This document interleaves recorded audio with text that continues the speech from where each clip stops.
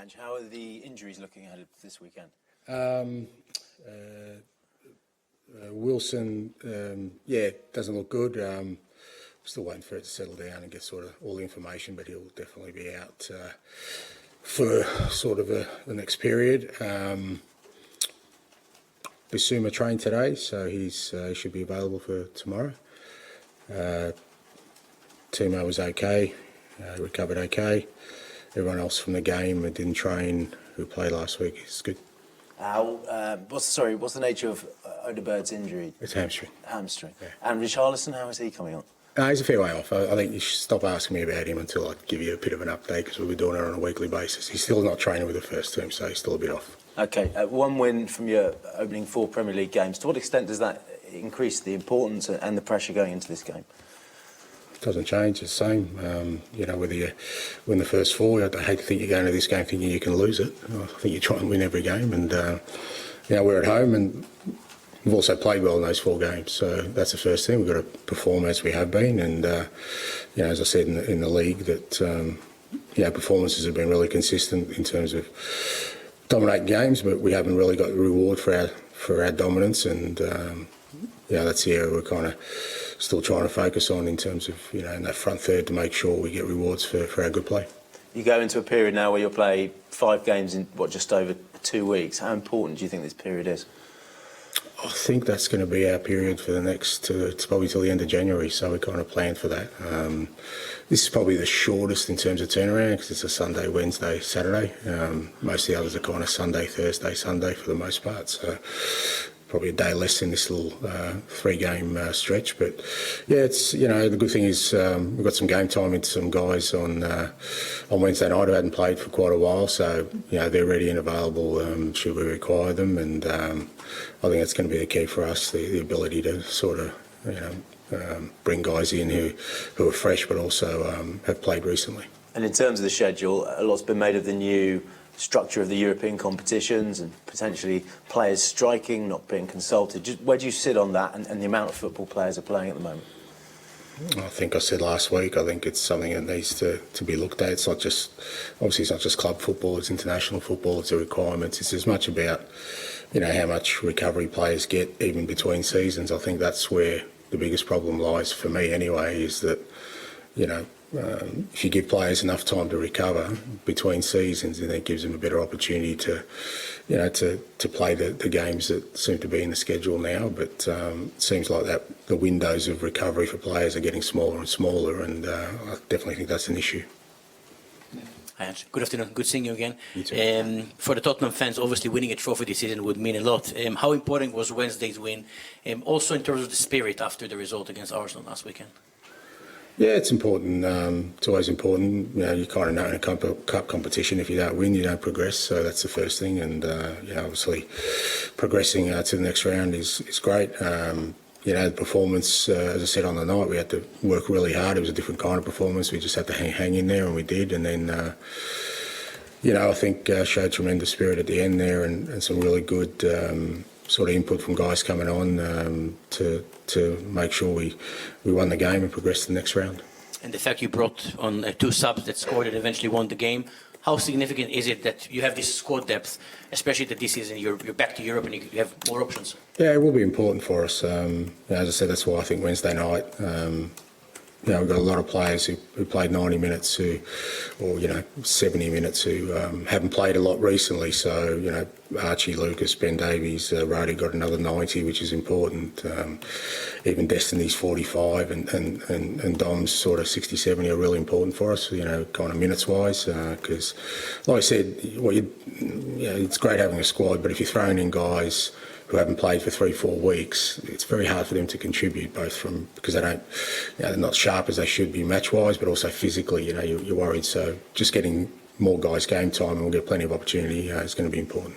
Every Premier League game is difficult. If you look at Brentford, how unique is what Thomas Frank has been achieving there, and how challenging the task will be this weekend? Yeah, great challenge. Thomas is, he's turned them into, a really sort of difficult and a challenging team for everyone in the league. You saw them last week against City. I thought they played really well. Took the game to City, and it's always a challenge. But that's the Premier League. I don't think there's any games you go into thinking they're going to be any easier than any others. And we have to be ready for Brentford tomorrow. And but we are at home, and we've just got, like I said, we've got to make sure we continue with our strong performances in the league, but turn those performances into results. Hi Ange, hope you're well. There was a lot of excitement around Tottenham last season among the fan base. Obviously, because of results, maybe some of that excitement has subsided so far this season. So how important is it to get a result tomorrow and maybe bring the feel-good factor back around the club again? Yeah, look, as I said before, I just think if you start thinking in those terms, then you like I said, you miss the priorities of what you need to do to stay competitive in this league, and that is every week is a challenge. So, even if we had got 4 wins so far, which we could have with our performances and the feel-good factor is around, dropping a game tomorrow wouldn't make us feel any better. So the challenge is always the same. I think that's the beauty of the competition we're in. Every week you've got to be up for it, and we've got to make sure we're doing that tomorrow. And you mentioned about performances this season. The fans loved what they saw last season in terms of the style of football. Obviously, so far this season, because of results, maybe not quite managed to hit those sort of levels and that style of play that we saw last season. So have you managed to put your finger on why we've managed maybe not quite hit the level what you saw last season? Well, I guess it depends on what you mean by level. I certainly think our first 4 games we've been as dominant as we were last year. For any series of games, all 4 games, I think we've outpossessed the opposition. We've created double the chances of the opposition. We've played the game mostly in the opposition half, but because you don't win, people kind of always look at the outcomes, which is understandable. But for me, I think we need to maintain our focus on what's important to us and the principles of our play. And as I said, if we just show a bit more sort of conviction in that front third, I'm sure we'll get the rewards for it soon. You mentioned Dominic Slanky earlier. Obviously, a lot of pundits have been talking about him and the price tag that came with him coming to the club. What have you made of the way he settled into the club, and what more is there to come from him? He settled in really well, and there's plenty more to come from him because he got injured. So he's only sort of played 2 and a bit games for us, and he just needs to sort of get some games under his belt. But we've already seen in the games he has played, he's going to be a real sort of asset for us, and I've got no doubt that he'll be a huge contributor. That's great. Best of luck. Thank you. Thank you. Hi, Ange. There was some boos from the stand, and you've already talked about the substitution in Coventry, but I just wanted to talk about if that negative sort of fan sentiment, that there's some division in the fan base, if that seeps into the environment you have and the player environment. Well, it doesn't seep into my environment. I've always said fans are